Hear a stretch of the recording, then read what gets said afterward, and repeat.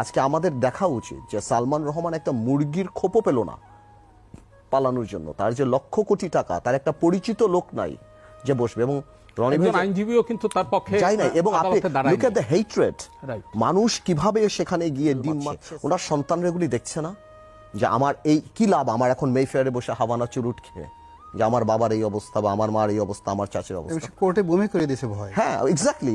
আছে কি লাভ কি? আমি যখন দেখছি সোশ্যাল স্ট্যান্ডার্ড কোথাও গেল, টাকা doesn't matter, even a prostitute makes money, right. It seriously doesn't matter. আপনি কতটা পায় টাকার সাথে যদি, শুনেন আমি আপনাকে একটা কথা বলি, এই কথাটা মনে রাখবেন। আপনি যদি টাকা পয়সা কামাই করেন না, দ্যাটস প্রফিট। আপনি যখন অনেক বেশি সম্পত্তি করবেন, লাভ হবে, দ্যাটস গ্রোথ। ওর মধ্যে যখন মোরালিটি থাকবে, that's success, that is success. So আজকে সালমান রহমানদের কোটি কোটি হাজার হাজার লক্ষ কোটি টাকা, সালমান কেন, সালমান বলেন, এস আলম বলেন, যাদের বলেন, এদের জন্য কি অপেক্ষা করছে? এই যে অসম্মানী অপেক্ষা